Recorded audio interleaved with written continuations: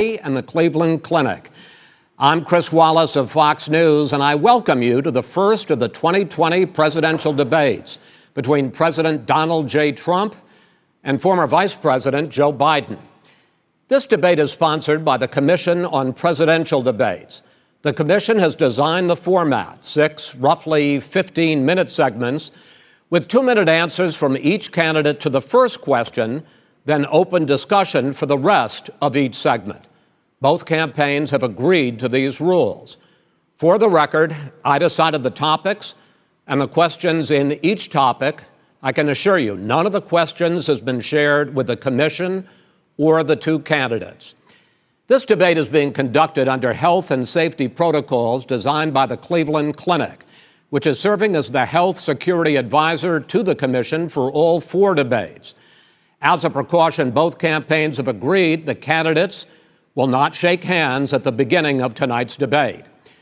The audience here in the hall has promised to remain silent. No cheers, no boos or other interruptions, so we, and more importantly you, can focus on what the candidates have to say. No noise except right now, as we welcome the Republican nominee, President Trump, and the Democratic nominee, Vice President Biden.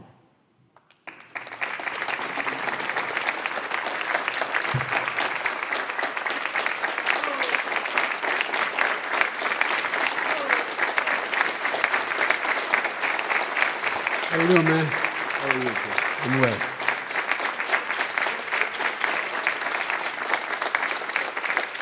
Gentlemen, a lot of people have been waiting for this night, so let's get going. Our first subject is the Supreme Court. President Trump, you nominated Amy Coney Barrett over the weekend to succeed the late Ruth Bader Ginsburg on the court. You say the Constitution is clear about your obligation and the Senate's to consider a nominee to the court.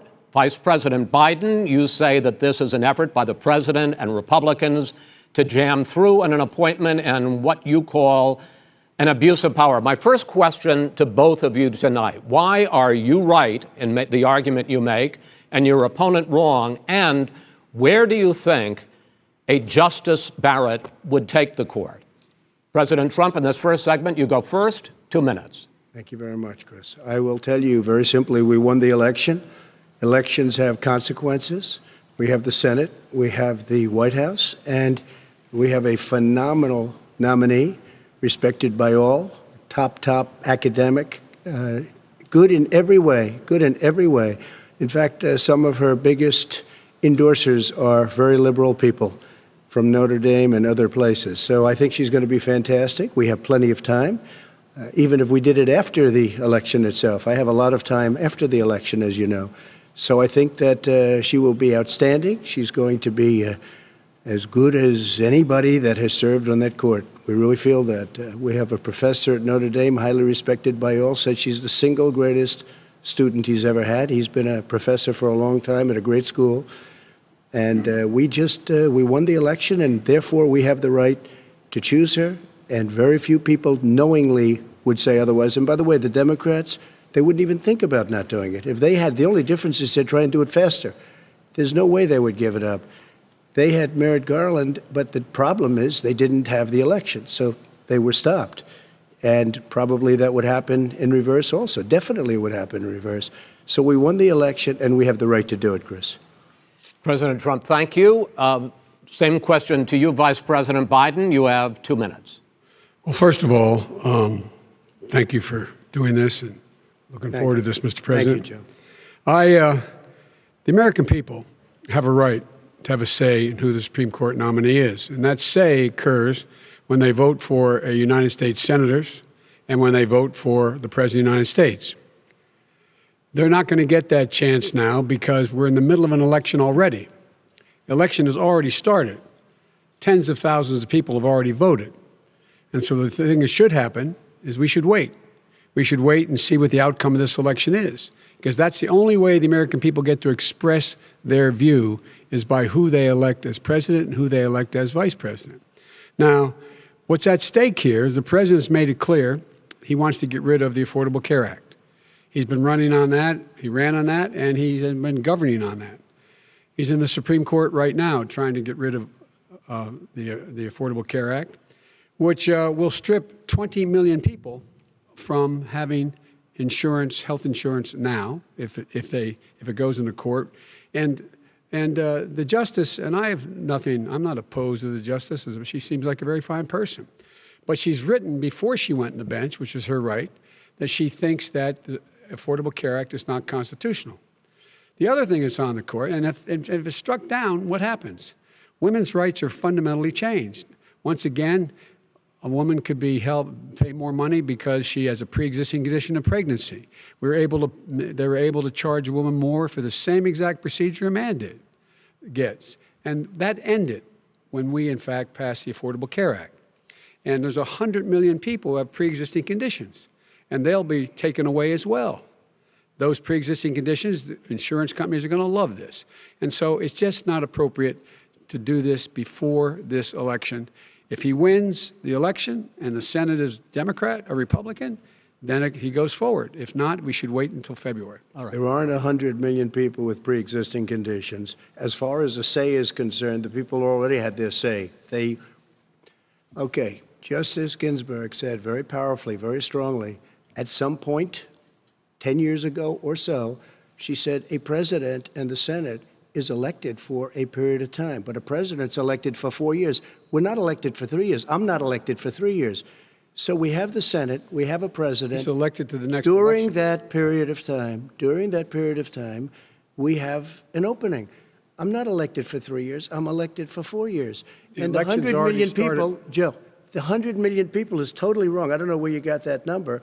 The bigger problem that you have is that you're going to extinguish 180 million people with their private health care that they're very happy with. That's simply not true. Well, you're certainly going to socialist. You're going to socialist medicine. We're now into, gentlemen, we're now into open discussion. Open discussion. Open discussion. Yes, I agree. Go ahead, Vice President. Number one, he knows that what I proposed.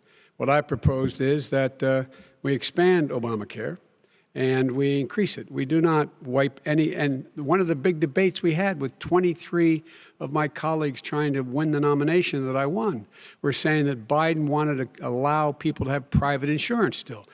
They can. They do. They will under my proposal. It's not what you've said, but and it's not what your party has said. That is simply your party a lie. doesn't say it. Your party wants to go socialist medicine. My party is and me. socialist right healthcare. Now, I am and the they're going to dominate party. you, Joe. You know that. I am the Democratic Party right now. The platform of the Not Democratic Party Harris. is what I, in fact, approved of. What I approved of. Now, here's the deal.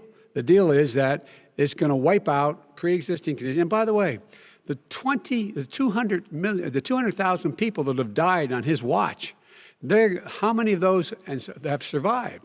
Well, there's 7 million people that contracted COVID. What does it mean for them going forward if you strike down the Affordable Care Act? Joe, you've had 308,000 military people dying because you couldn't provide them proper health care in the military. So don't tell me about this. I'm happy to talk about this. And if you were here, it wouldn't be 200. It would be 2 million people because you were very late on the draw. You didn't want me to ban China, which was heavily infected. You didn't want me to ban gentlemen, Europe, which was heavily infected. You would have been much later, Joe. Mr. President, much later. Mr. President. You're talking about 2 million people. You're not Mr. President, as the moderator, we are going to talk about COVID in the next segment, but go ahead. Let me finish. The point is that the president also is opposed to Roe v. Wade. That's on the ballot as well in the court. And so that's also at stake right now. And so the election is already begun. You don't know it's on the ballot. Why is it on the ballot? Because why is it on the ballot? It's not on the ballot. It's on the ballot in the court. I don't think so. In the court. Well, there's nothing happening there. Donald, would you just be quiet for a minute? And you don't know her view on Roe v. Wade. I don't know her view. Well, all right. Let's talk. We got a lot to unpack here, gentlemen. We got a lot of time. So on health care, and then we'll come back to Roe v. Wade. All right. Mr. President, the Supreme Court will hear a case a week after the election in which the Trump administration, along with 18 state attorneys general, are seeking to overturn Obamacare, to end Obamacare. You have spent the last... Because they want to give good health care. If I may ask my question, sir. Good health care. Over the last 4 years, you have promised to repeal and replace Obamacare, but you have never in these 4 years come up with a plan a comprehensive plan Yes, to I have. replace Obamacare. Of course I have. Well, I'll I give got you rid an of opp- the I'm gonna- individual when I finish, mandate. I'm going to give you an Excuse opportunity. me. I got rid of the individual mandate, which was a That big is not a chunk of comprehensive That plan. is absolutely a big thing. That was That- the worst I part didn't of ask you, Obamacare. sir. Chris, You're that was the debating him, worst not part me. of Obamacare. Let me ask my Well, question. I'll ask Joe. The Individual mandate was the most unpopular Mr. Vice Pre- aspect of Mr. Obamacare. I President, got rid of it. I'd like you and to, we will protect Mr. people President, with I'm the pre-existing moderator of this conditions. debate, and I would like you to let me ask my question, and then you can answer your Go ahead. question. You, in the course of these 4 years, have never come up with a comprehensive plan to replace Obamacare, and just this last Thursday, you signed a largely symbolic executive order to protect people with pre-existing conditions 5 days before this debate. So my question, sir, is what is the Trump health care plan? Fine. Well, first of all, I guess I'm debating you, not him, but that's okay. I'm not surprised. Let me just tell you something, that there's nothing symbolic. I'm cutting drug prices. I'm going with favored nations, which no president has the courage to do because you're going against Big Pharma. Drug prices will be coming down 80 or 90%. You could have done it during your 47-year period in government, but you didn't do it. Nobody's done it. So we're cutting health care. about All of the pre-existing things that conditions? we've done, He has not insulin. cut health I'll give care. you an example. Insulin. It was destroying families, destroying people because I'm getting it for so cheap. It's like water, you want to know the truth. So cheap. Take a look at all of the drugs what we're doing, prescription drug prices. We're going to allow our governors now to go to other countries to buy drugs because When in they fact- pay just a tiny fraction. As I say, of this what is we do. open discussion. No, Let but me this ask is you about, big. you'll This be is happy, big stuff. sir. You'll be happy. I'm about to pick up on one of your points to ask the vice president, which is he points out that you would like to add a public option to Obamacare, and Yes. the argument that he makes and other Republicans make is that that is going to end private insurance. It is and not. Well, if I sorry. can ask you the question, it will Not end. what your party says, by the way. It will end private insurance and create a government takeover of health care. It does not. It's only for those people who are so poor they qualify for Medicaid. They can get that free in most states, except governors who want to deny people who are poor Medicaid. Anyone who qualifies for Medicare Medicaid would automatically be enrolled in the public option. The vast majority of the American people would still not be in that option, number one. Joe, you Number agreed two. with Bernie Sanders, who's far left, on the manifesto, we call it. And that gives you socialized medicine. Look, hey, Are you I'm saying not you going to didn't listen agree? to him. The fact of the matter is, I beat Bernie Sanders. Not by much. I beat him a whole hell of a lot. I'm Not by here much. standing facing you, old buddy. Pocahontas would have left Well, 2 days I tell early. you, You would have lost every primary. All he knows how to on do Super is hurt. Tuesday. You got Look, very lucky. here's the deal. I got very lucky. I'm going to get very lucky tonight as well. And tonight I'm going to With make what? sure, because With what? here's the deal. Here's the deal. The fact is that everything he's saying so far is simply a lie. I'm not here to call out his lies. Everybody knows he's a liar. But you I just agree. want to Hey, make Joe, sure. you're the liar. I want to make sure. Graduated last in your class, not first in your class. I want to make Mr. sure. President, can you let him finish, sir? No, he doesn't know how to do that. He has, You'd be surprised. You pick You'd be surprised. the Go ahead, wrong Joe. guy, Talk, the wrong talk, night Joe. at the wrong time. Listen, you agreed with Here's the Bernie deal. Sanders to the The manifesto. whole idea. Now let you're him- disavowing it. There Go ahead. is no manifesto, number Please one. let him speak, Mr. Number President. two. You just lost the left. Number two. You just lost the left. You agreed with Bernie Sanders on a plan Folks, that's absolutely folks, agreed do you have to, any and under that idea plan, what you have this clown's socialized, doing? They call it Mr. Do you Mr. have any President. do? socialized medicine. Mr. Well, I President, tell you what, he is not for any help for people needing health care because Bernie? because he in fact already has cost 10 million people their health care that they had from their employers because of his recession. Number one. Number two, yeah. there are 20 million people getting health care through Obamacare now that he wants to take it away. He won't ever look you in the eye and say that's what he wants to do. Take it away. No, I want to give them Number better three. health care at a much lower price But- because and by the way, Obamacare he doesn't is know no how. good. He doesn't know how I've to do already that. fixed it. He has never I've offered already a plan. fixed it to an extent. He has never Obamacare, done a as you single might thing. know, but probably don't. Obamacare Gentlemen, you realize is no if you're good, both Joe. speaking at the It's no same good, time, and it's too expensive. let the president go ahead, sir. Obamacare is no good. We made it better. And I had a choice to make very early on. We took away the individual mandate. We guarantee pre-existing conditions, but took away the individual true. mandate. Listen, this is the way it is. And that destroyed, that they shouldn't even call it Obamacare. Then I had a choice to make. Do I let my people run it really well Or badly. If I run it badly, they'll probably blame him, but they'll blame me. But more importantly, I want to help people, okay? I said, you got to run it so well. That's what he's and known I just for. had a meeting with them. They said, the problem is no matter how well you run Obamacare, it's a disaster. It's too expensive, premiums are too high, and it doesn't work. So we do want to get rid of it. Chris, we want to get rid of it. I understand it, sir, but I have to give you roughly equal time. Good. Please let the Vice President talk. Good. He has no plan for health care. Of course we do.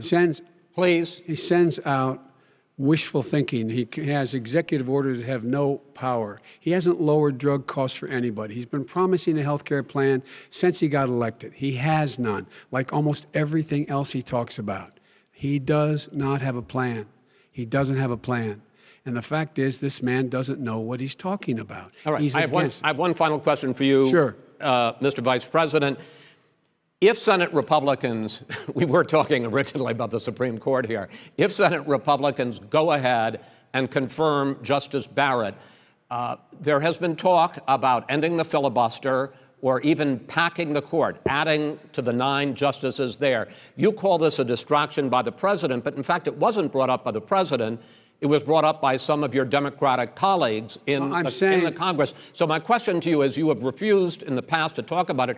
Are you willing to tell the American people tonight whether or not you will support either ending the filibuster or packing the court? Whatever position I take on that, that'll become the issue. The issue is the American people should speak.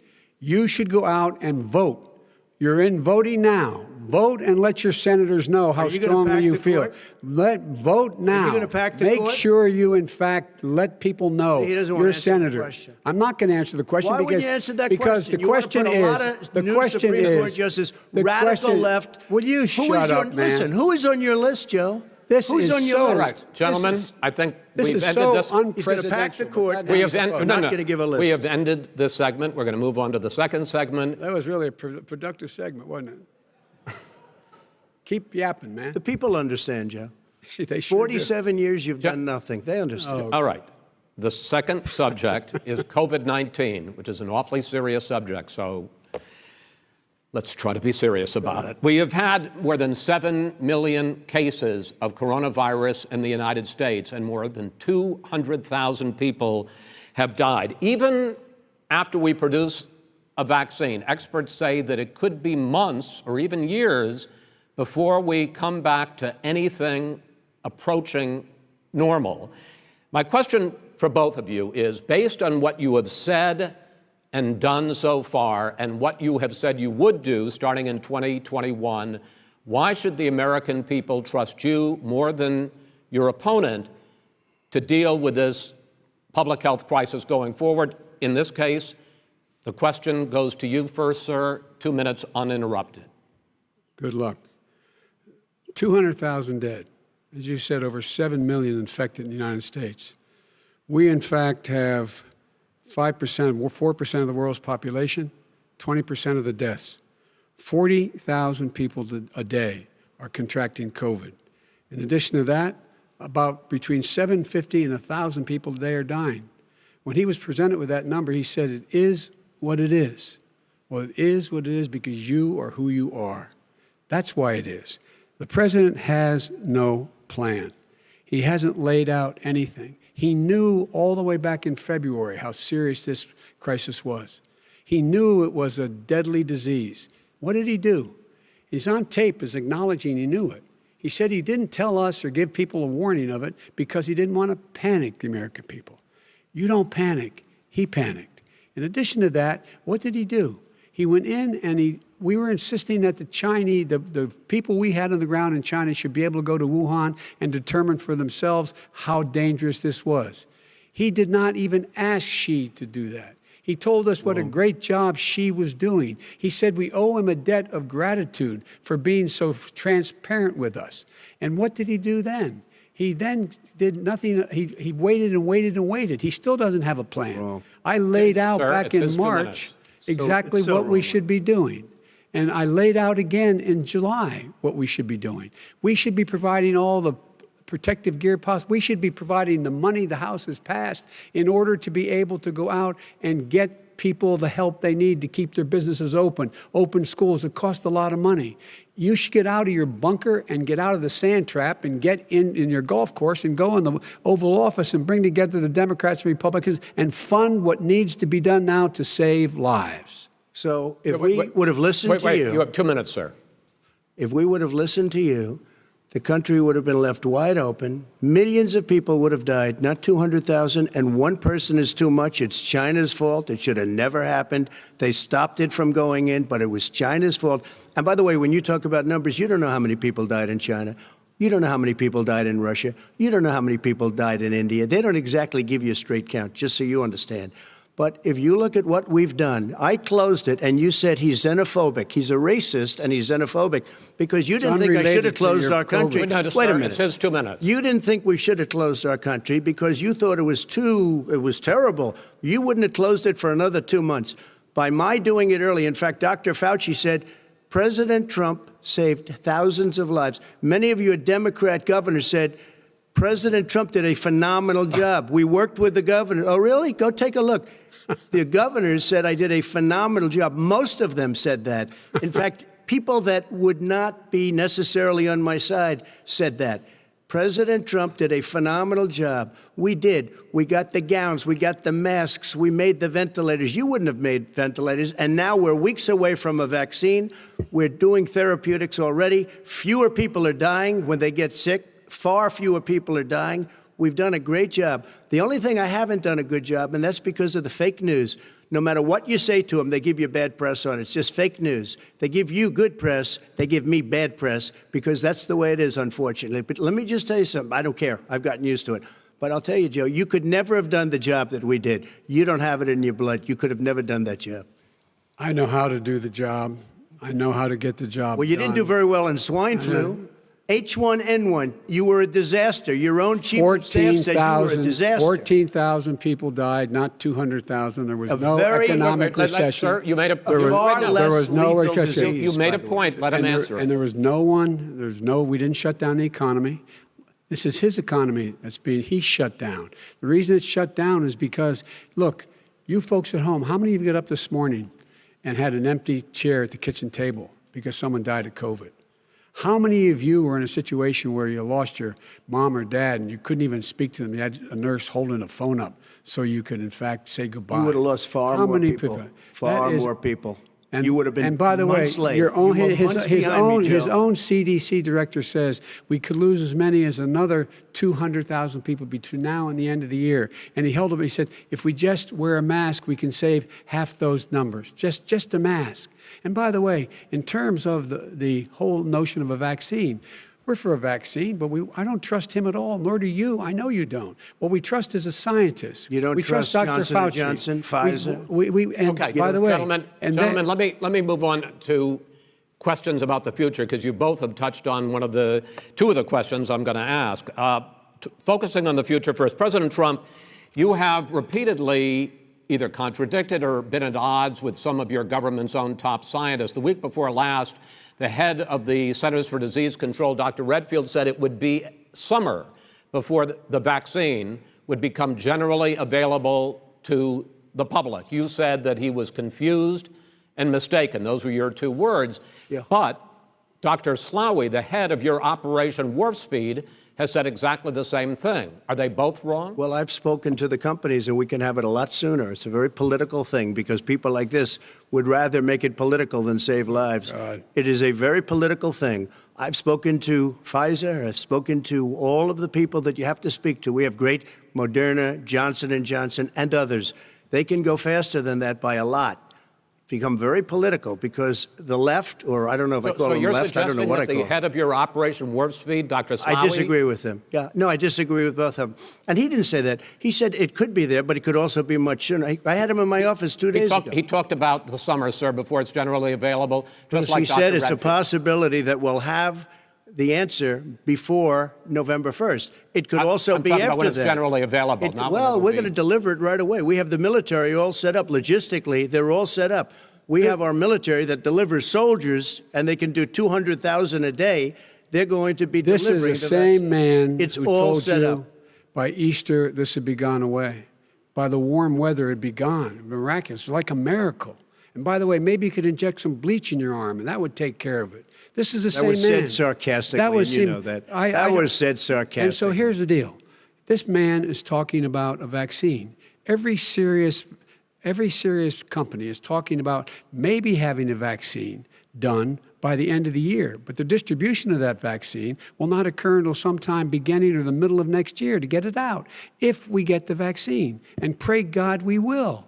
Pray God we will. Mr. Vice President, I want to pick up You'll have on the that. vaccine sooner I want to than pick that. up on this question, though. You say the public can trust the scientists, but they can't trust President Trump. In fact, you said that again tonight. Your running mate, Senator Harris, goes further, saying the public health experts, quote, will be muzzled, will be suppressed.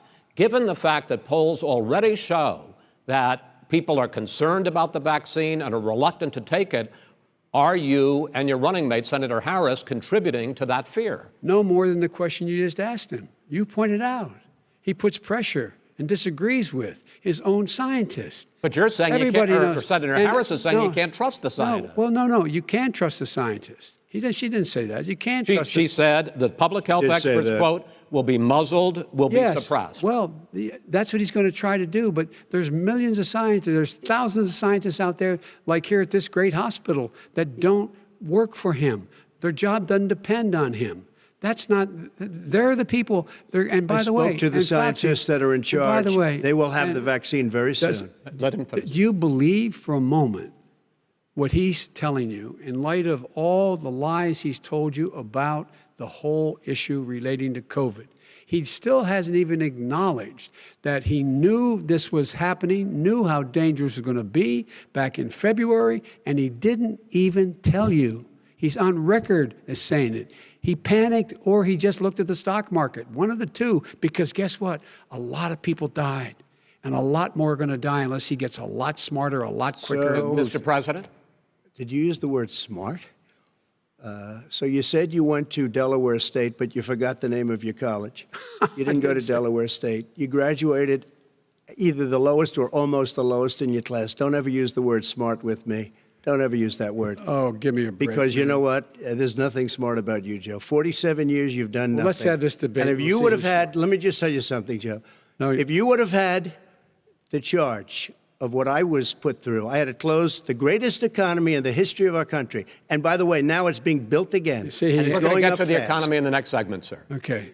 It's going up fast. Okay. Look forward to talking. When it comes to how the virus has been handled so far, the two of you have taken very different approaches, and this is going to affect how the virus is handled going forward by whichever of you ends up becoming the next president. I want to quickly go through several of those. Reopenings. Vice President Biden, you have been much more reluctant than President Trump about reopening the economy and schools. Why, sir? Because he doesn't have a plan. If I were running, I know what the plan is. You've got to provide these businesses the ability to have the money to be able to reopen with the PPE as well as with the sanitation they need. You have to provide Tell that them to Nancy plastic. Pelosi. Well, he's just shush for a minute. Tell it to Nancy Pelosi. And Schumer, by the Brian way, Chuck. Nancy Pelosi and Schumer, they have a plan. He won't even meet with them. The Republicans won't meet with him in the Senate. And he sits on his golf course. And I mean, literally, think about it. You probably play more than I do, Joe. What about this question of reopenings and the fact? Well, he wants to shut down this country, and I want to keep it open. And we did a great thing by shutting it down. Wait a minute, Joe. Let me shut you down for a second, Joe, just for 1 second. He wants to shut down the country. We just went through it. We had to because we didn't know anything about the disease. Now we found that elderly people with heart problems and diabetes and different problems are very, very vulnerable. We learned a lot. Young children aren't. Even younger people aren't. We've learned a lot. But he wants to shut it down. More people will be hurt by continuing. If you look at Pennsylvania, if you look at certain states that have been shut down, they have Democrat governors all. One of the reasons they're shut down is because they want to keep it shut down until after the election on November 3rd. I want to move on to another because subject. it's a I want to move political on to another I've got to subject. respond. But those states are not doing well that are shut down Which is right gotta now. respond to that. President shut down Trump, the you whole have country. begun to increasingly question the effectiveness of masks as a disease preventer.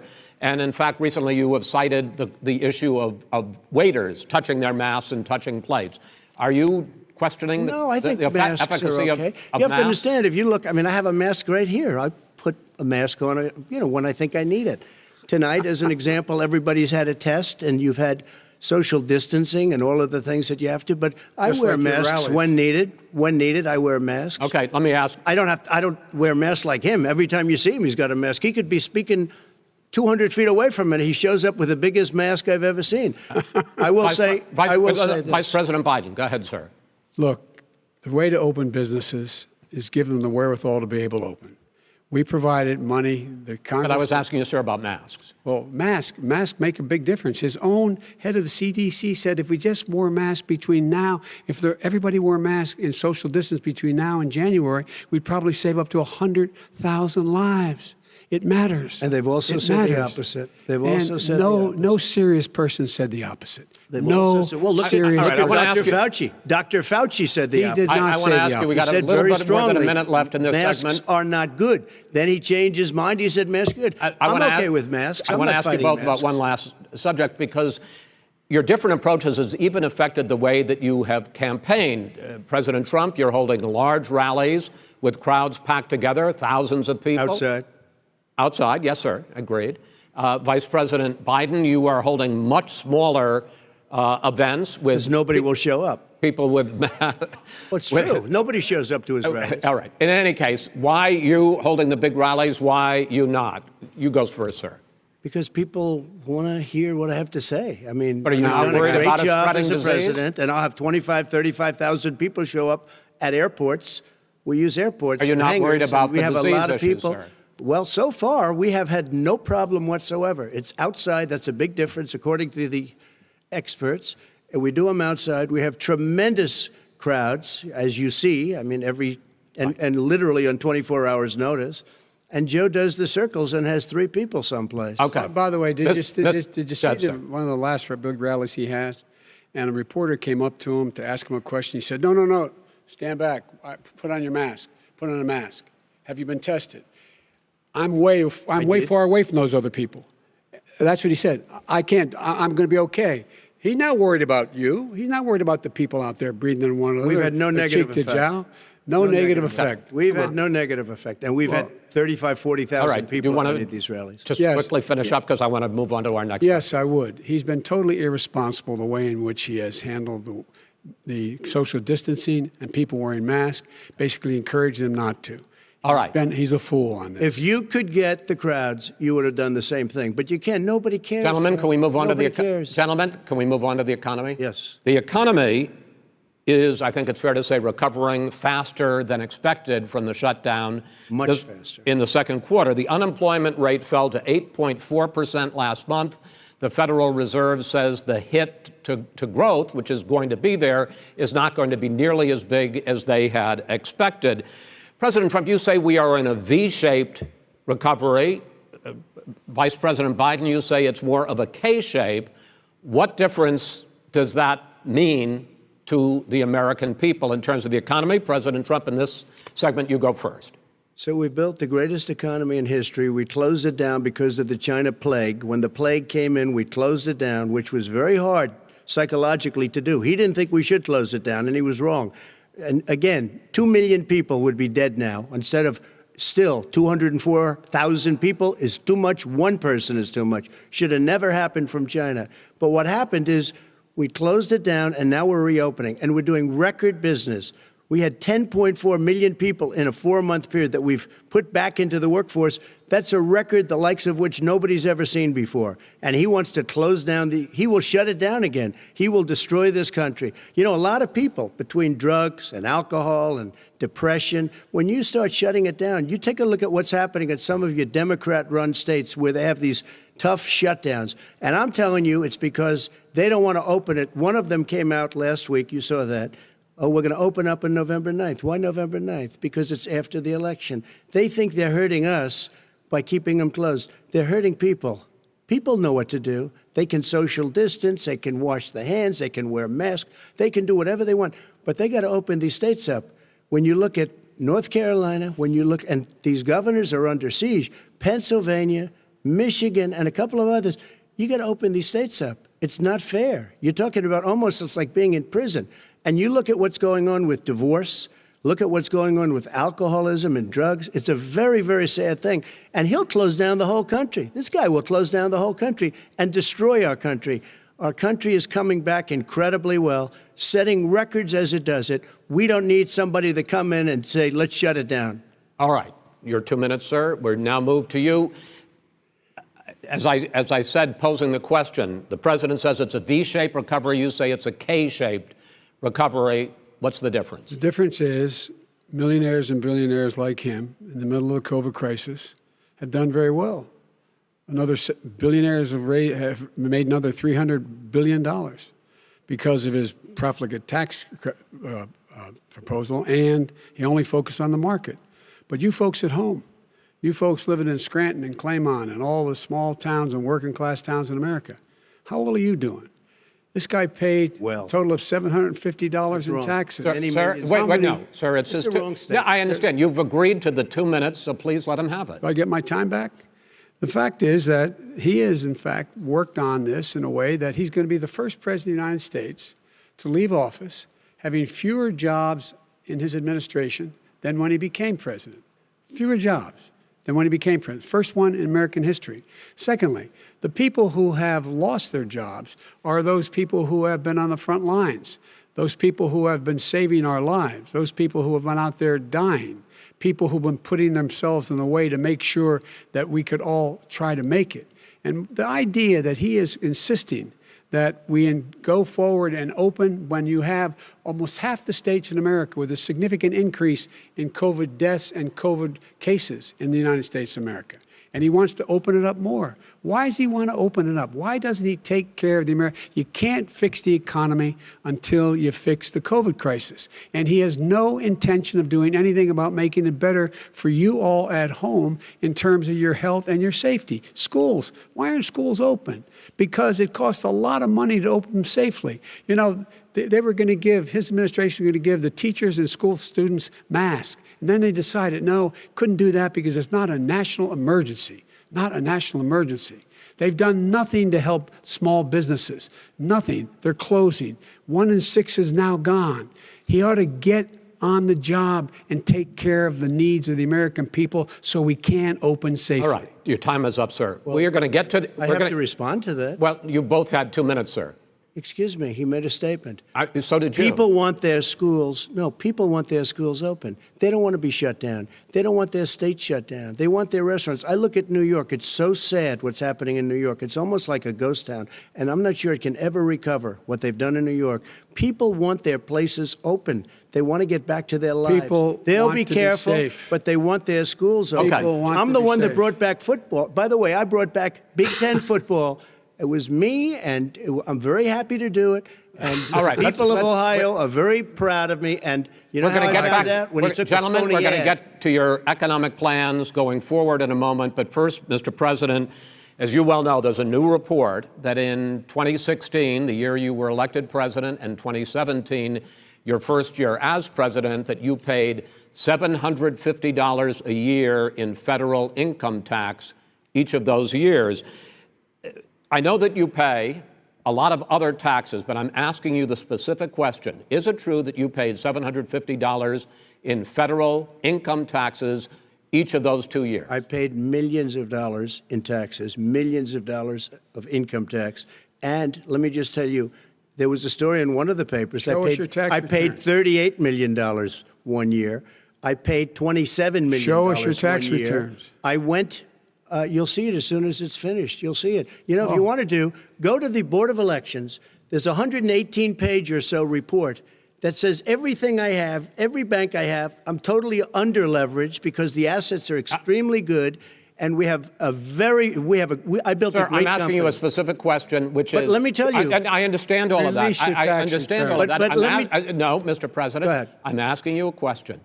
Will you tell us how much you paid in federal income taxes in 2016 and 2017? Millions of dollars. You paid millions of dollars? Millions of dollars, So yes. not $750? Millions of dollars, and you'll get to see it. And you'll get to see it. But let me just tell you, Chris, let me just tell you something, that it was the tax laws. I don't want to pay tax. Before I came here, I was a private developer. I was a private business people. Like every other private person, unless they're stupid, they go through the laws, and that's what it is. He passed a tax bill that gave us all these privileges for depreciation and for tax credits. We build a building and we get tax credits like the hotel on Pennsylvania Avenue. You get a massive, which, by the way, was given to me by the Obama administration, if you can believe that. Now, the man got fired right after that happened. But Vice President Biden, you want to respond? Yeah, I do want to respond. Look, the tax code that made him, put him in a position that he pays less tax than a school teacher makes on the money a school teacher makes is because of him he says he's smart because he can take advantage of the tax code. And he does take advantage of the tax code. That's why I'm going to eliminate the Trump tax cuts. And I'm going to eliminate those tax cuts and make sure that we invest in the people who, in fact, need the help. People out there need help. But why didn't you do it over the last 25 years? Because you weren't president. Because you weren't president screwing things up. You were a senator. And You're by the way, worst you were president America has ever had. Hey, Come Joe, on. let me just tell you, Joe. I've done more in 47 months. I've done more than you've done in 47 years, Joe. We've done things that you never even thought of doing, including fixing the broken military that you gave me, including taking care of your vets. Mr. President, we're talking about the economy. I'd like to ask you about your plans going forward because, Mr. Vice President, your economic plan, if you were to be elected president, focuses a lot on big government, big taxes, big spending. I want to focus first on the taxes. You propose more than $4 trillion over a decade in new taxes on individuals making more than $400,000 a year and on corporations. President Trump says that that kind of an increase in taxes is going to hurt the economy as it's just coming out of a recession. Well, just take a look at what is the analysis done by Wall Street firms. Points out that my economic plan would create 7 million more jobs than his in 4 years, number one. And number two, it would create an additional $1 trillion in economic growth because it would be about buying American. That we're going to make this federal government spend $600 billion a year on everything from ships to steel to buildings and the like. And under my proposal, we're going to make sure that every penny of that has to be made by a company. But respectfully, sir, I'm talking about taxes, not spending. By the way, I'm going to eliminate a significant number of the tax. I'm going to make the corporate tax 28%. It shouldn't be 21%. You have 91 companies, in the Fortune 500 who don't pay a single penny in tax, making billions of dollars. Why didn't you do it before when you were vice president with Obama? Because you, in fact, passed that. That was your tax proposal. I got it done. And you know what happened? Yeah, you got it done. Our economy boomed like it's never boomed The economy is Mr. busted. President, Let me finish. Mr. President, let me pick up on that. You would continue your free market approach, lower taxes, more deregulation, correct? Not lower taxes for the American people. Excuse me. But in Obama's, you talk about the economy booming, it turns out that in Obama's final 3 years as president, more jobs were created, 1.5 million more jobs than in the first 3 years of your presidency. They had the slowest recovery economic recovery since 1929. It was the slowest recovery. Also, they took over something that was down here. All you had to do is turn on the lights and you pick up a lot. But they had the slowest economic recovery since 1929. Let me tell you about the stock market. When the stock market goes up, that means jobs. It also means 401ks. If you got in, if you ever became president with your ideas, you want to terminate my taxes, I'll tell you what, you'll lose half of the companies that have poured in here will leave, and plenty of companies that are already here, they'll leave for other places. They will leave, and you will have a depression, the likes of which you've never seen. Look, we inherited the worst recession short of a depression in American history. I was asked to bring it back. We were able to have an economic recovery that created the jobs you're talking about. We handed him a booming economy. He blew it. It wasn't booming. Blew it. He blew it. It wasn't booming. It was the weakest recovery since 1929. Is it fair to say he blew it when there was record low unemployment before COVID? Yeah, but because what he did, even before COVID, manufacturing went in the hole. Manufacturing went in a hole. Excuse number me, one. Chris. Wait. Number two. Chris. Number three. They said it would take. No, you were number two. No. Chris. They said it would This take guy a is miracle to bring back manufacturing. I brought back 700,000 jobs. They brought back nothing. They gave up on manufacturing. We Part did of not my agree. standard fare. I'm the guy that He brought totally back gave the up on automobile manufacturing. industry. All right, let him. We brought back, I was asked to bring back Chrysler and General Motors. We brought them back right here in the state of Ohio and Michigan. He blew it. They're gone. He blew it. And in fact, they're going. Ohio had the best year it's ever had last year. Michigan had the best year they've ever had. That is not Many true. car companies came in from Germany, from Japan, went to Michigan, went to Ohio. They're not having And they didn't come in with you. Mr. Vice President, go ahead. And so you take a look at what he's actually done. He's done very little. His trade deals are the same way. He talks about these great trade deals. You know, he talks about the art of the deal. China's perfected the art of the steal. We have a higher deficit with China now than we did before. We have the highest trade deficit China with ate Mexico. your lunch, down All right, gentlemen, 18%. China ate your lunch, Joe, and no wonder your son goes in and he takes out billions of dollars. Takes out billions of dollars to manage. He makes millions of dollars. And also, Simply while we're not at it, true. why is it, just out of curiosity, the mayor of Moscow's wife gave your son $3.5 million. That's What not did he true. do to deserve it? That What is did he do with Burisma none to of that deserve is true. $183,000? None You've of asked that your is question, true. let him answer. None of that is true. It's Oh, really? been He didn't totally get But no, $3.5 hey, million? Mr. President, It's Mr. totally- President, please. totally ask a question. discredited. Totally discredited. And by the way, Well, wait, he didn't get No, no. $3.5 million, Joe? Mr. Vice, He got Mr. $3.5 million. President, that is not true. Oh, really? Mr. Oh. President, But, Mr.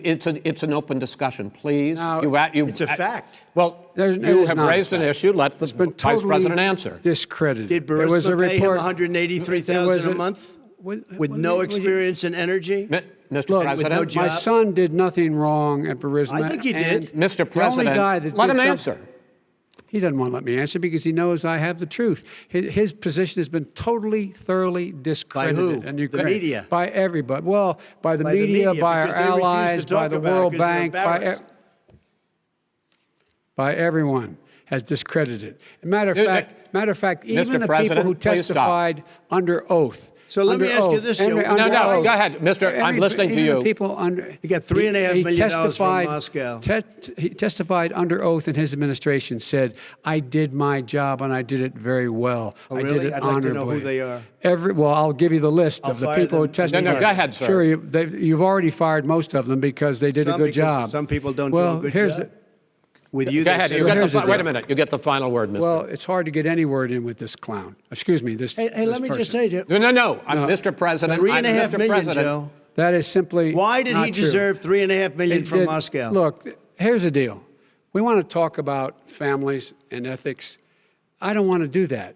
I mean, his family we could talk about all night. His family's My already. family, No, let him go. my family already lost wrote- a fortune by coming down and helping Go us ahead. with Go ahead, government. sir. And that's such a. they're right that's here. a- Mr. That's President. such Every a great. single one of them lost This a is not fortune about by President. my coming and family or helping his us with family. It's government. about your family, They the didn't American collect people. $3.5 million He for doesn't. nothing. That's not true. It doesn't want to talk about what you need. You, the American people. It's about you. That's what we're talking about. you here. should All right, Not that's the, about end of here. the, that's the end of the Shouldn't have segment. taken the money. We're moving on. He didn't take them. Well, Vice it's a President, but Chris, no, can I be honest? It's a very important Try to be question. honest. No, He I- stood I- up. No, he stood up. the answer to and the he question is threatened no. Ukraine. No, sir. With $1 billion, Sir, if you don't that get rid of is the press. absolutely You know what? Wait, not stop. You're on true. tape doing it. You're going to You're on have tape. True. Gentlemen. Is- I hate to raise Chris, my voice, but he's on it seems tape. to be, why should I be different than the two of you? So here's the Got a deal. good point. We have 6 segments. We have ended that segment. We're going to go to the next segment. In that segment, you each are going to have 2 uninterrupted moments. In those 2 uninterrupted minutes, Mr. President, you can say anything you want. I'm going to ask a question about race, but if you want to answer about something else, go ahead. But I think that the country would be better served if we allowed both people to speak with fewer interruptions. I'm appealing to you, sir, to do that. Well, and him too. Well, frankly, you've been doing more Well, interrupting that's than all he right, has. but he does plenty. Well, less than, sir, less there's than. plenty. No, less than you have. Let's please continue on. The issue of race. Vice President Biden, you say that President Trump's response to the violence in Charlottesville 3 years ago, when he talked about very fine people on both sides, was what directly led you to launch this run for president. Oh, yeah, sure. President Trump, you have often said that you believe you have done more for black Americans than any president, with the possible exception of Abraham Lincoln. My question for the two of you is, why should voters trust you rather than your opponent to deal with the race issues facing this country over the next 4 years? Vice President Biden, you go first. It's about equity and equality. It's about decency. It's about the Constitution. And we have never walked away from trying to require equity for everyone, equality for the whole of America. But we've never accomplished it. But we've never walked away from it like he has done. It is true. The reason I got in the race is when those people, close your eyes, remember what those people look like coming out of the fields carrying torches, their veins bulging, just spewing anti-Semitic bile, and accompanied by the Ku Klux Klan. A young woman got killed.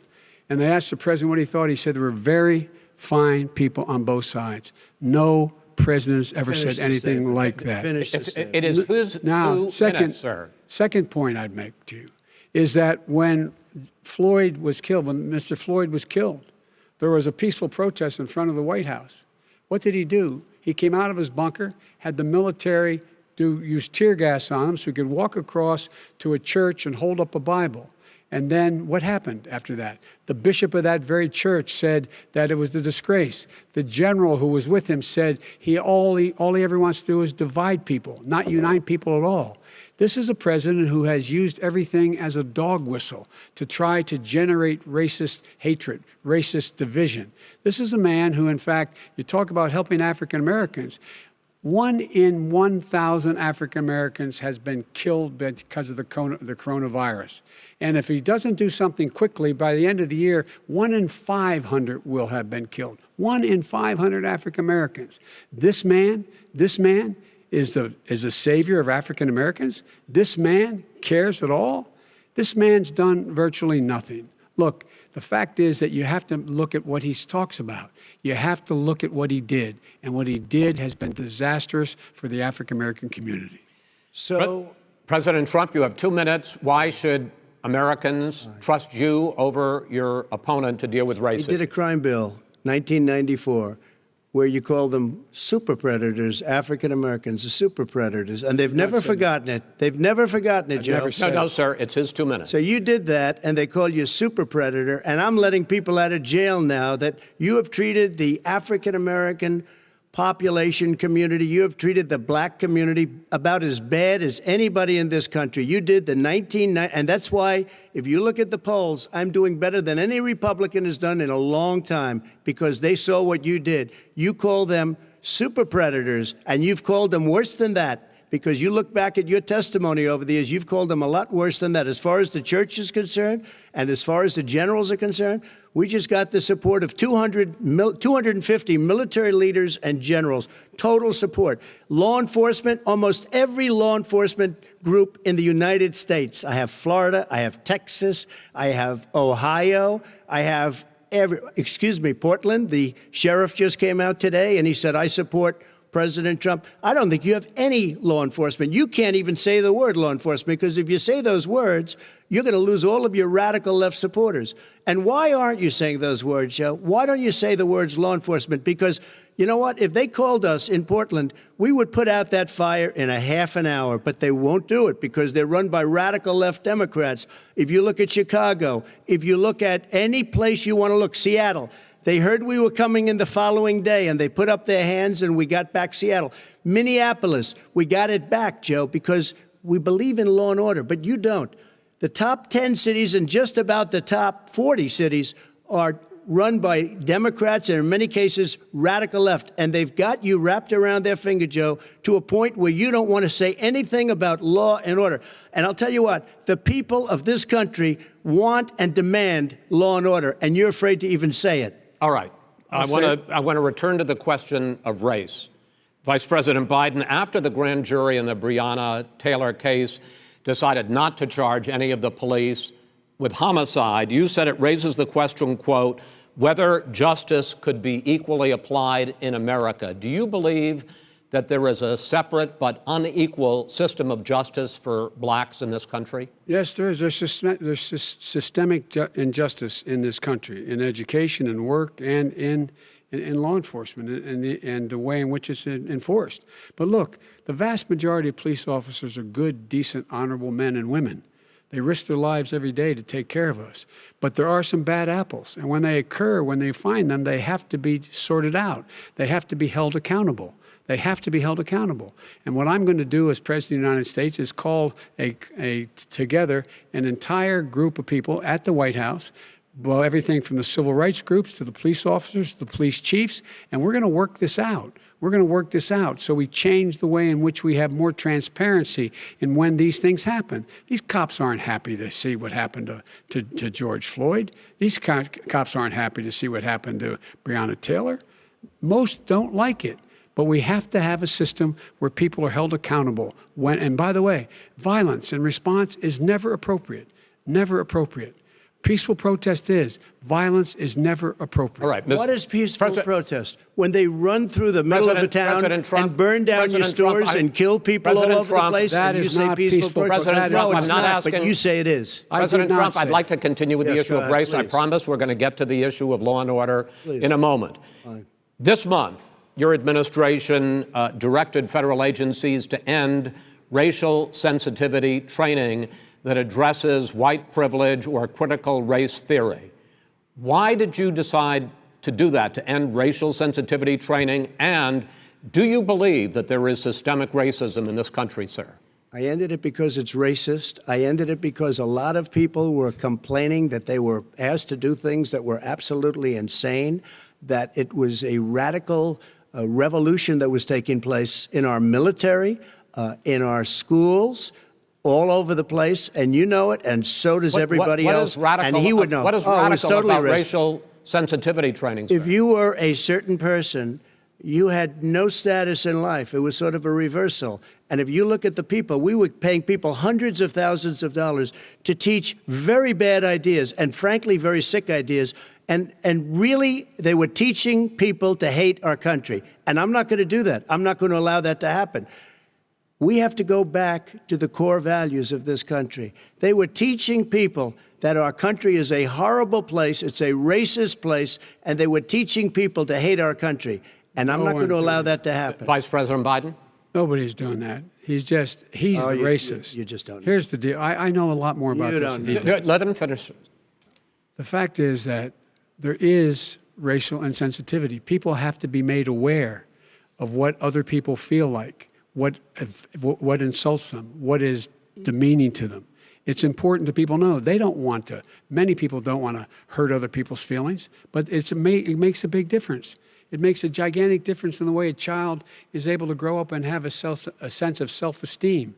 It's a little bit like how this guy and his friends look down on so many people. They look down their nose on people like Irish Catholics like me and grew up in Scranton. They look down on people who don't have money. They look down on people who are of a different faith. They look down on people who are a different color.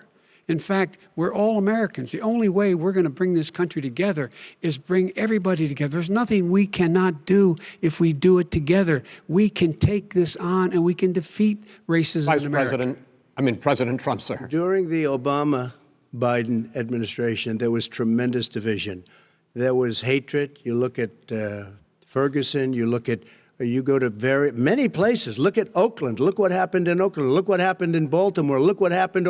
Frankly, it was more violent than what I'm even seeing now. Oh, my but Lord. The reason is that ridiculous. the Democrats that run these cities don't want to talk like you about law and order. Violent and you crime, still haven't mentioned. violent Are you crime. in favor of law and order? I'm in favor of law. You follow it. Are you in favor of law and order? Go yes, ahead, I'm say in it. favor. You asked a question, let him finish. Law and order. Law and order. Let him answer. Law and order with justice, where people get treated fairly. Okay. And the fact of the matter is, violent crime went down 15% in our administration. All right. It's gone up on his watch. Went down much more in ours. All right, we're now. Mr. President, you're going to. Mr. President, every record in the Mr. book. President, you're going to be very happy because we're now going to talk about law and order. Places we had trouble were Democratic-run cities. That's exactly my question. There has been a dramatic increase in homicides in America this summer, particularly, and you often blame that on Democratic mayors and Democratic governors, but in fact there have been equivalent spikes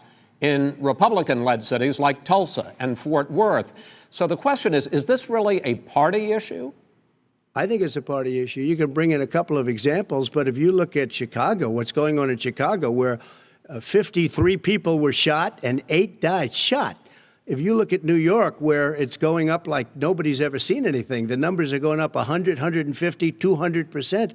Crime. It is crazy what's going on. And he doesn't want to say law and order because he can't, because he'll lose his radical left supporters. And once he does that, it's over with. But if he ever got to run this country and they ran it the way he would want to run it, we would have our suburbs would be gone. By the way, our suburbs would be gone, and you would see problems like you've never seen. He would know a suburb unless he took a wrong turn. Oh, I know suburbs. He would not. So much Go ahead. Wait a minute. I was raised in the suburbs. This is not 1950. All these dog whistles and racism don't work anymore. Suburbs are by and large integrated. There's many people today driving their kids to soccer practice and/or to black and white and Hispanic in the same car as there have been any time in the past. What really is a threat to the suburbs and their safety is his failure to deal with COVID. They're dying in the suburbs. His failure to deal with the environment. They're being flooded. They're being burned out because his refusal to do anything. That's why the suburbs are in trouble. I do want to talk about this issue of law and order, though. And in the joint recommendation that came from the Biden-Bernie Sanders task force, you talked about, quote, reimagining policing. Yeah. First of all, what does reimagining policing mean, and do you support? It means. Let me, if I might finish the question. What does reimagining policing mean, and do you support the Black Lives Matter call for community control of policing? Look, what I support is the police having the opportunity to deal with the problems they face. And I'm totally opposed to defunding the police officers. As a matter of fact, local police, the only one defunding it, his budget calls for a $400 million cut in local law enforcement assistance. They need more assistance. They need, when they show up for a 9/11 call, to have someone with them as a psychologist or psychiatrist to keep them from having to use force and be able to talk people down. We have to have community policing like we had before, where the officers get to know the people in the communities. That's when crime went down. It didn't go up, it went down. And so we have to be engaged. That's not what they're talking about, Chris. That's not what he's talking about, defunding the police. That is not true. He doesn't have any law support. Look, he has no law enforcement that's not support. true. Almost nothing. Look. Oh, really? Who do you have? Name one group that supports you. Name one group that came out and supported you. Go ahead. Think. We have time. We don't have time to do anything. No, think all right. Name one law enforcement group that came out and supported gentlemen, you. I think I'm going to take back the moderator's role, and I want to get to another subject, which is the issue of protests in many cities that have turned violent. In Portland, Oregon, especially, we had more than 100 straight days of protests, which I think you would agree. You talk about peaceful protests. Many of those turned into riots. Mr. Vice President, you say that people who commit crimes should be held accountable. The question I have, though, is, as the Democratic nominee, and earlier tonight you said that you are the Democratic Party right now, have you ever called the Democratic mayor of Portland or the Democratic governor of Oregon and said, hey, you got to stop this, bring in the National Guard, do whatever it takes, but you stop the days and months of violence in Portland? I don't hold public office now. I am a former vice president. I've made it clear in my public statements that the violence should be prosecuted. It should be prosecuted, and anyone who commits it. But you've never called for the people, the leader. Excuse me, sir. You have never called for the leaders in Portland and in Oregon to bring in the National Guard and knock off 100 days of riots. They can, in fact, take care of it if he just stay out of the way. Look here. Oh, really? Here's the thing. I sent in the U.S. Marshals to get the killer of the young man in the middle of the street. They shot him, and for 3 days, President Trump, Portland wouldn't do anything. I had to send in the U.S. Marshals. They took care of business. Go ahead, sir. And by the way, his own former spokesperson said, riots and chaos and violence help his cause. That's what this is all about. I don't know who said that. I do. Who? I think Kellyanne Conway. I don't think she said that. She said that. And so here's the point. Go ahead, The point sir. is that that's what he is, keeps trying to rile everything up. He doesn't want to calm things down.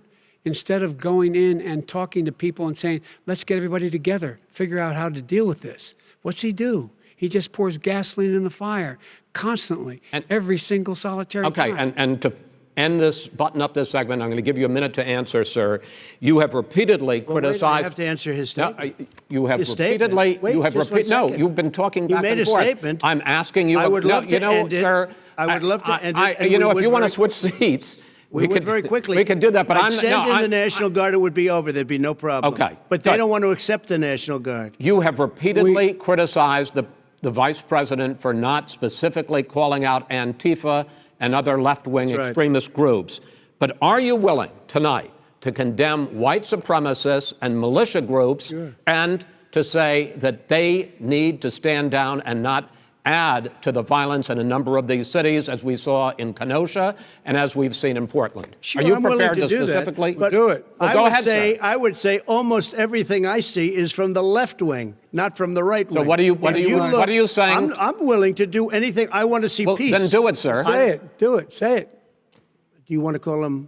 What do you want to call him? Give me a name. Give me a White name. Go ahead. supremacists and Who would right you like me to supremacists. condemn? White Proud Boys. supremacists and right-wing Proud militia. Boys, stand back and stand by. But I'll tell you what. Somebody's got to do something about Antifa and the left, because this is not a right-wing problem. His This own is a left-wing. FBI director This said is a the threat left-wing of Go ahead, problem. white Go ahead, sir. supremacists. Antifa's an idea, not an organization. Oh, you gotta be not kidding. militia. That's what Oh, really? his It's an idea. His Okay. FBI director Gentlemen, said. Well, we're then gonna- you know what? No, He's no, wrong. we're done, sir. We're moving on to the next. We're Everybody When a gives moving. you bat advice hits in you your over the head, that's administration. not an idea. Everybody in Antifa your is bad. administration tells you the truth has a bad idea. Can I tell you what? You have no ideas. Antifa is a dangerous, All right, radical gentlemen, group. we're now moving on to the Trump And and you ought to be Biden careful with records. them. They'll overthrow you. When in a 2 president, seconds. I'm going to ask a question.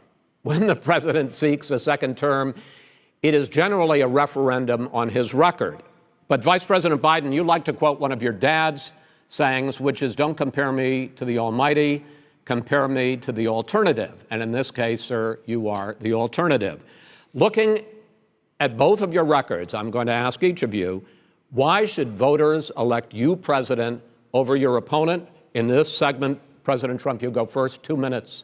Because there has never been an administration or president who has done more than I've done in a period of 3.5 years. And that's despite the impeachment hoax.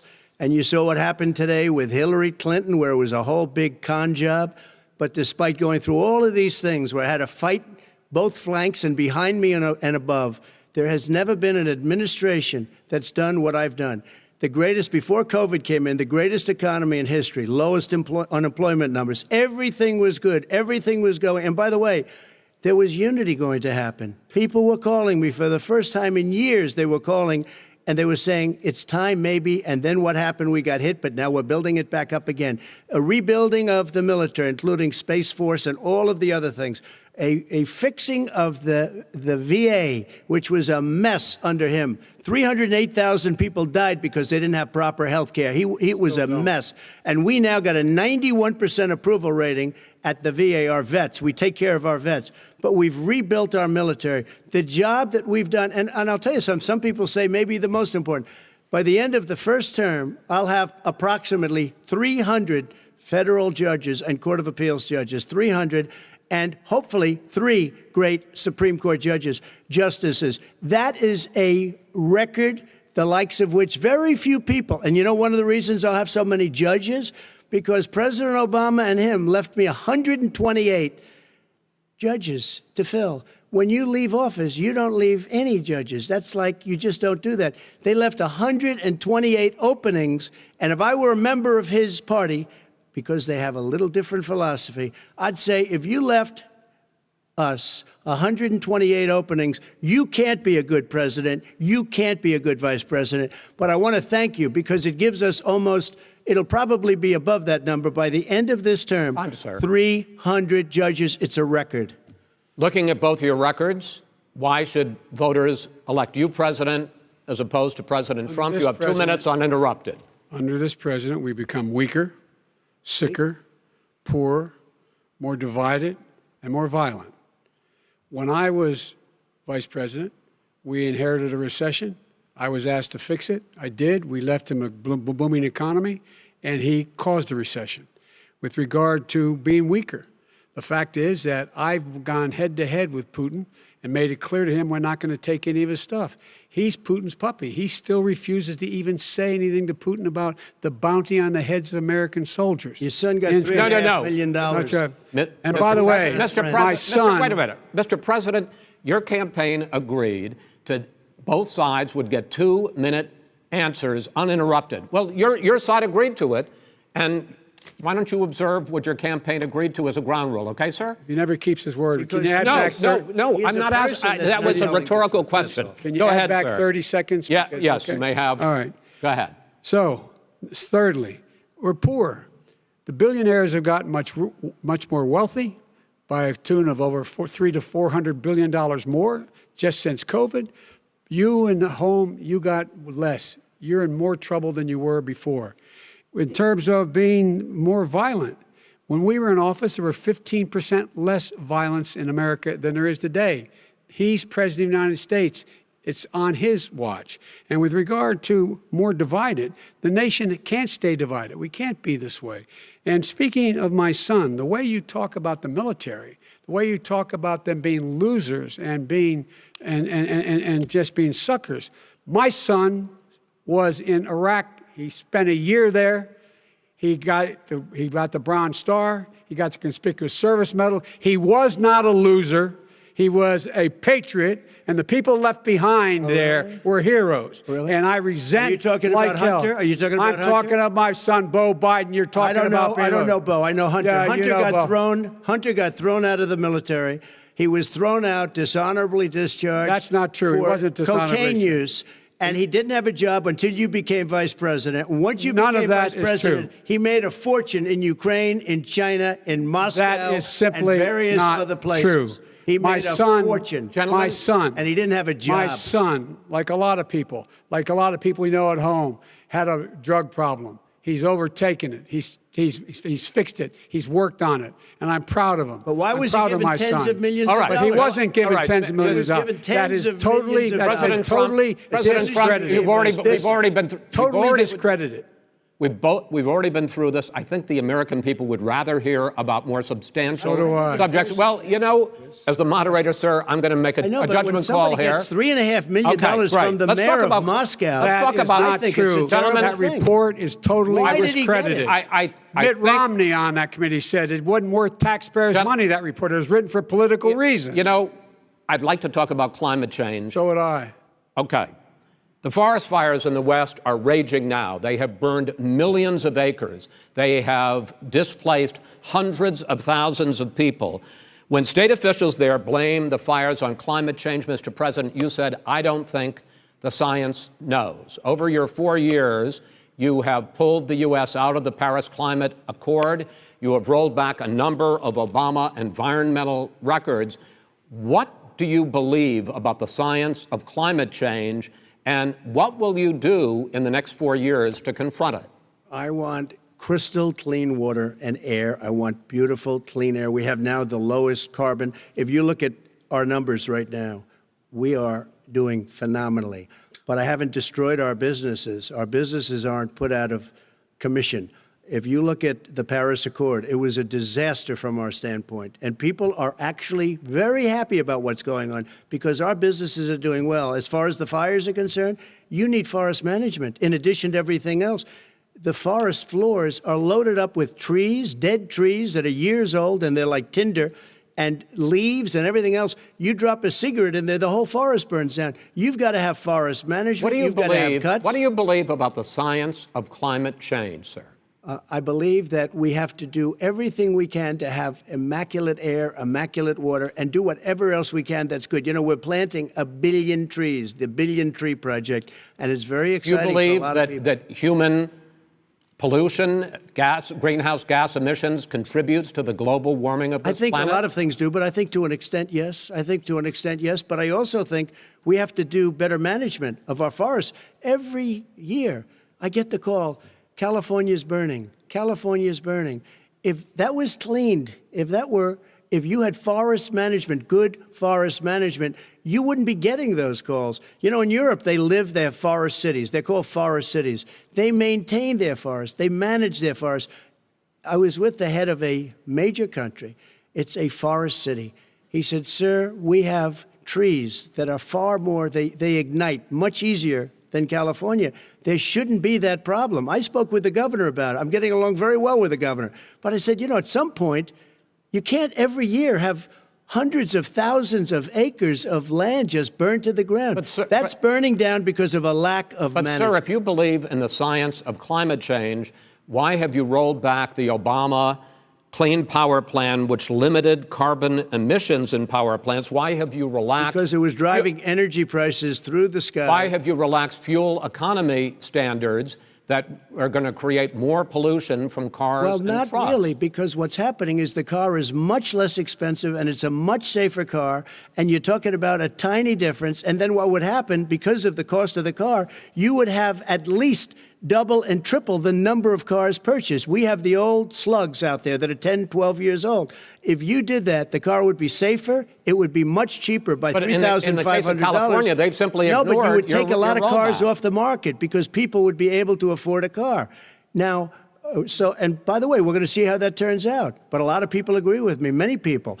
The car has gotten so expensive because they have computers all over the place for an extra little bit of gasoline. And I'm okay with electric cars, too. I think I'm all for electric cars. I've given big incentives for electric cars. But what they've done in California is just crazy. Right.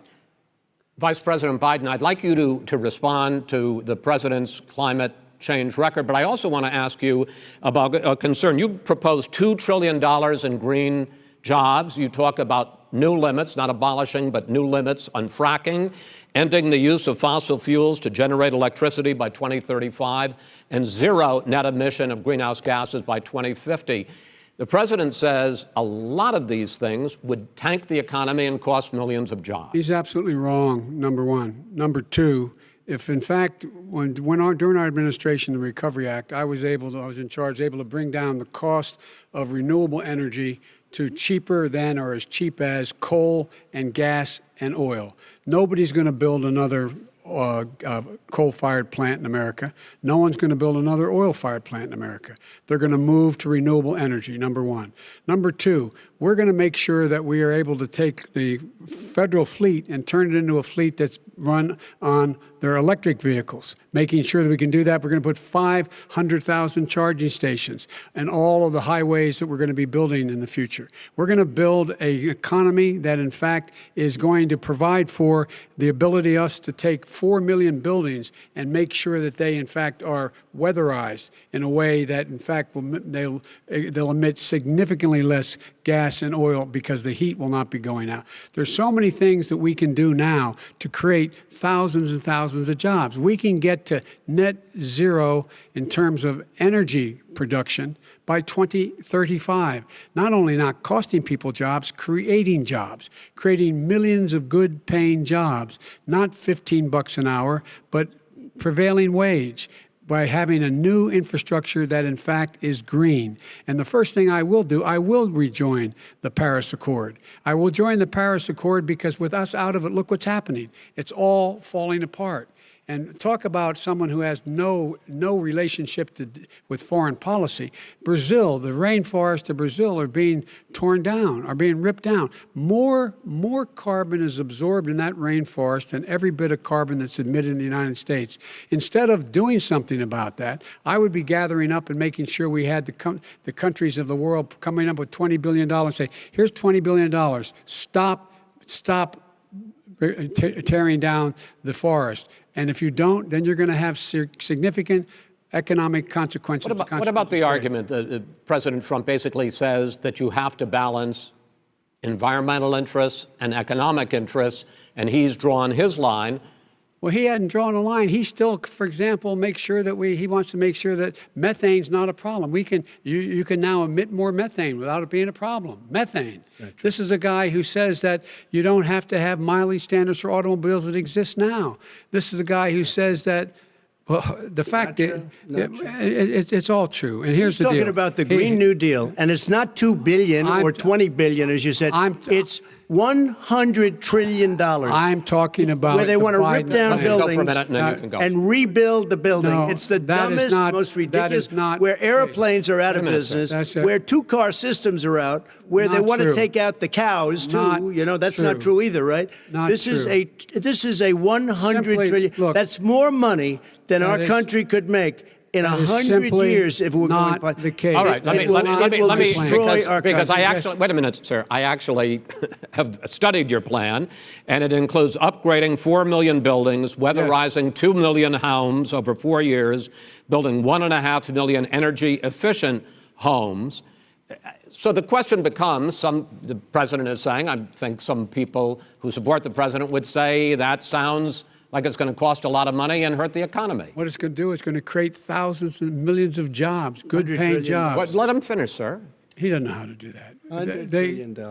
The fact is, it's going to create millions of good-paying jobs, and these tax incentives for people to weatherize, which he wants to get rid of. It's going to make the economy much safer. Look how much we're paying now to deal with the hurricanes. By the way, he has an answer for hurricanes. He said maybe we should drop a nuclear weapon on them. They may. I never said that That's at all. he did say. You made it up. And here's the deal. You make up a lot of things. We are going to be in a position where we can create hard, good jobs by making sure the environment is clean and we all are in better shape. We spend billions of dollars now, on floods, hurricanes, rising seas. We're in real trouble. Look what's happened just in the Midwest with these storms that come through and wipe out entire sections and counties in Iowa.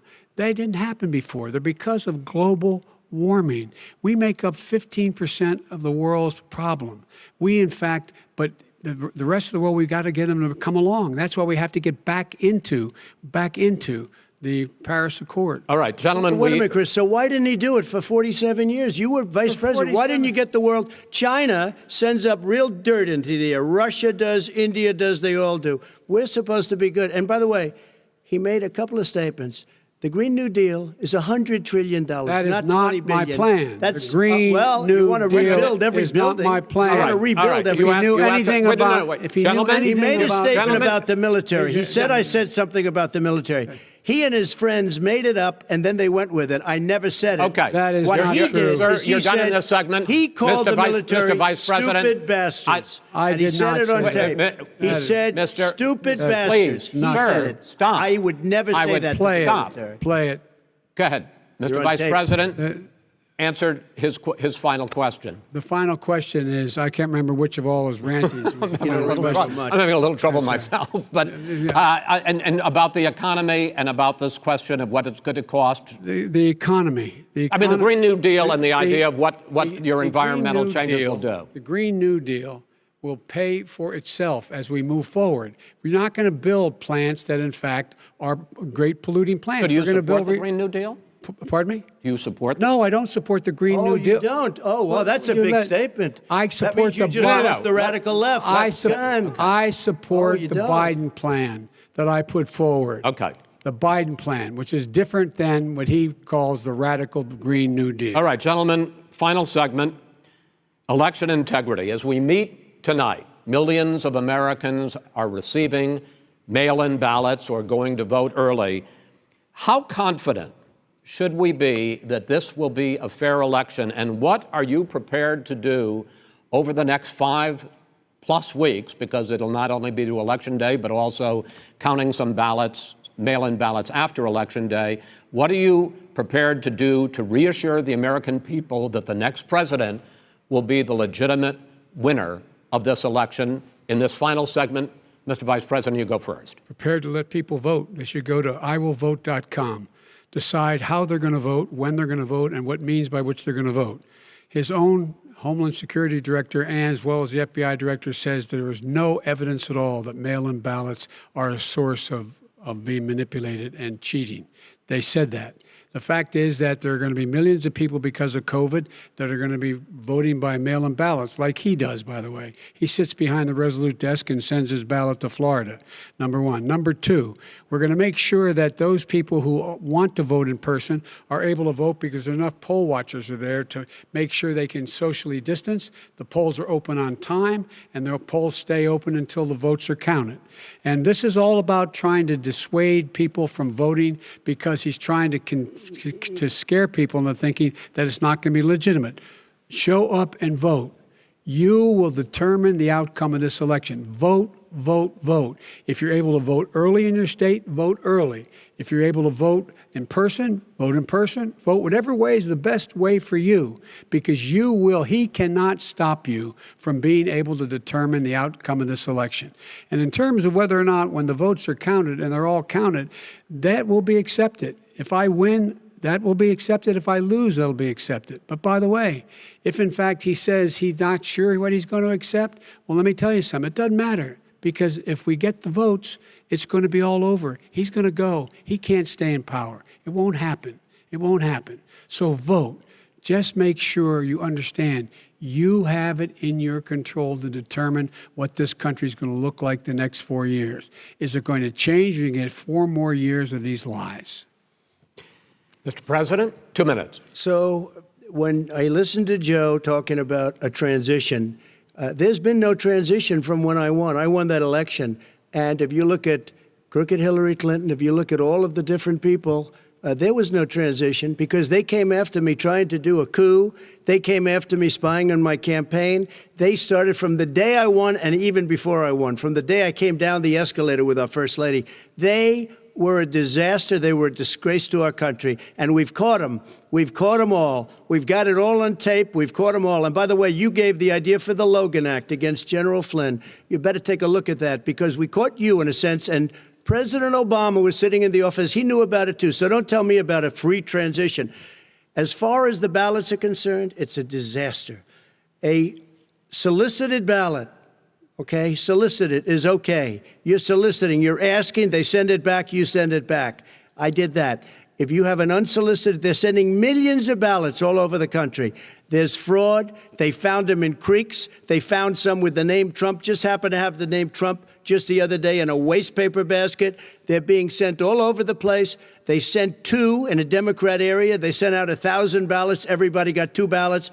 This is going to be a fraud like you've never seen. The other thing, it's nice on November 3rd, you're watching and you see who won the election. And I think we're going to do well, because people are really happy with the job we've done. But you know what? We won't know. We might not know for months, because these ballots are going to be all over. Take a look at what happened in Manhattan. Take a look at what happened in New Jersey. Take a look at what happened in Virginia and other places. They're not losing 2%, 1%, which, by the way, is too much. An election could be won or lost with that. They're losing 30 and 40%. It's a fraud, and it's a shame. And can you imagine where they say you have to have your ballot in by November 10th?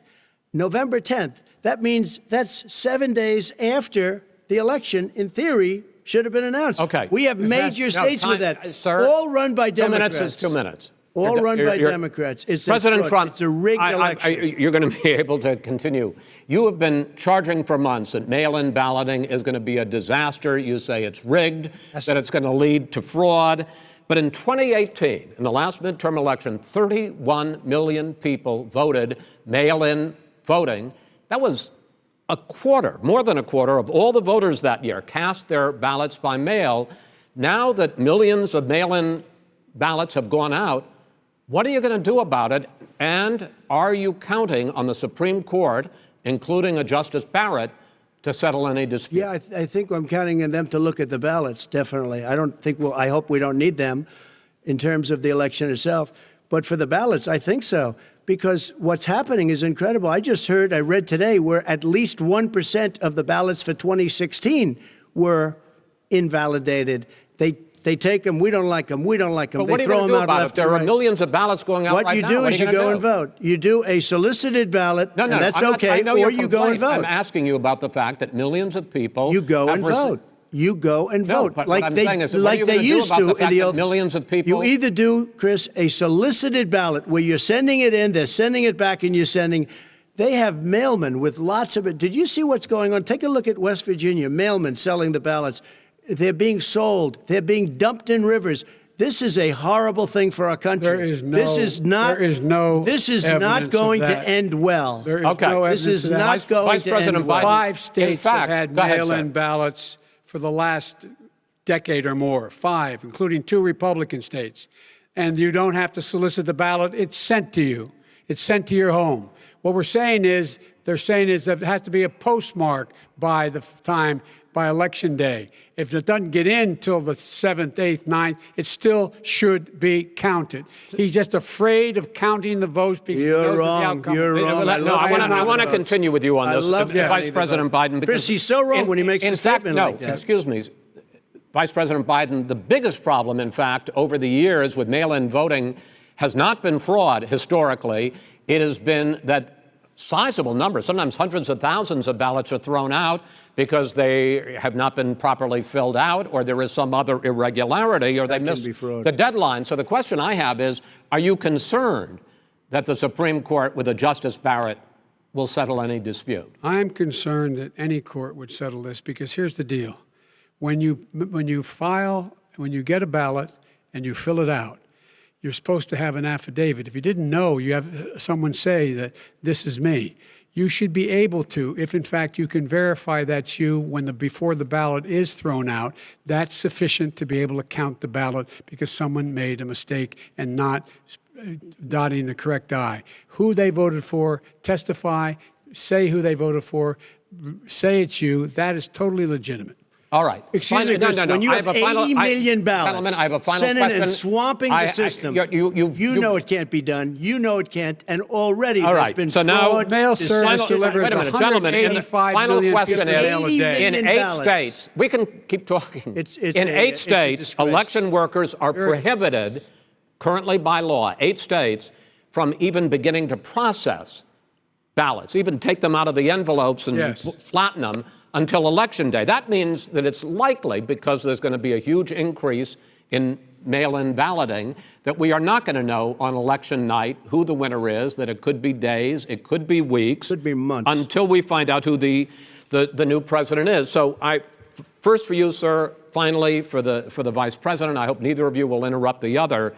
Will you urge your supporters to stay calm during this extended period, not to engage in any civil unrest? And will you pledge tonight that you will not declare victory until the election has been independently certified? President Trump, you go first. I'm urging my supporters to go into the polls and watch very carefully, because that's what has to happen. I am urging them to do it. As you know, today there was a big problem. In Philadelphia, they went in to watch. They're called poll watchers, a very safe, very nice thing. They were thrown out. They weren't allowed to watch. You know why? Because bad things happen in Philadelphia, bad things. And I am urging my people. I hope it's going to be a fair election. If it's a fair election, I am 100% on board. But if I see tens of thousands of ballots being manipulated, I can't go along with that. And I'll tell you what, from a common sense, does that mean you're going to tell your people to take to the street? It means you have a fraudulent election. You're sending out 80 million ballots. They're not equipped to. These people aren't equipped to handle it. Number one. Number two, they cheat.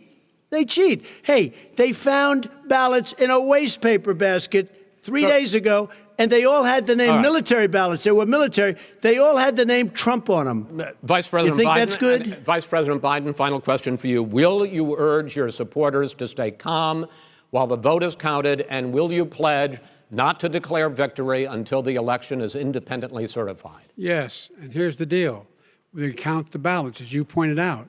Some of these ballots in some states can't even be opened until Election Day. And if there's thousands of ballots, it's going to take time to do it. And by the way, our military, they've been voting by ballots since the end of the Civil War, in effect. And that's what's going to happen. Why is it for them somehow not fraudulent? It's the same process. It's honest. No one has established at all that there is fraud related to mail-in ballots, that somehow it's a fraudulent process. It's already been established. Take a look at Carolyn Maloney's race in Manhattan. You had an opportunity to respond. Look at Carolyn Maloney. Go ahead. They have no idea what happened. Vice President Biden, go ahead. He has no idea what he's talking about. Here's the deal. The fact is, I will accept it, and he will too. You know why? Because once the winner is declared after all the ballots are counted, all the votes are counted, that'll be the end of it. That'll be the end of it. And if it's me, in fact, fine. If it's not me, I'll support the outcome. And I'll be a president not just for the Democrats. I'll be a president for Democrats and Republicans.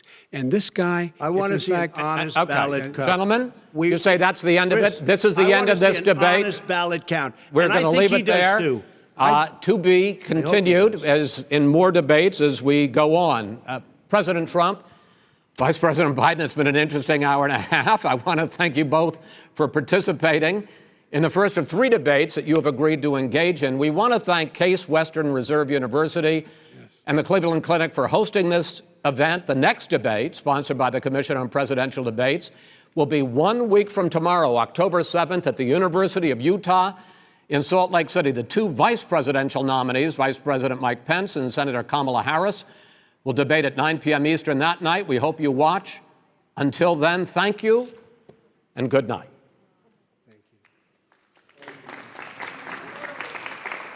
Thank you.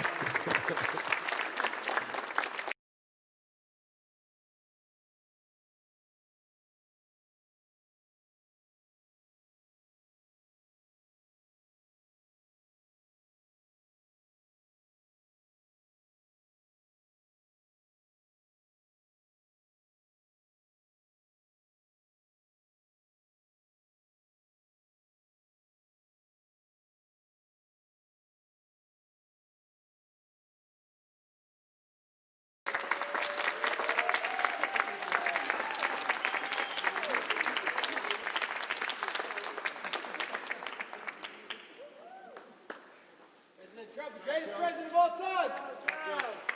We love you, Trump!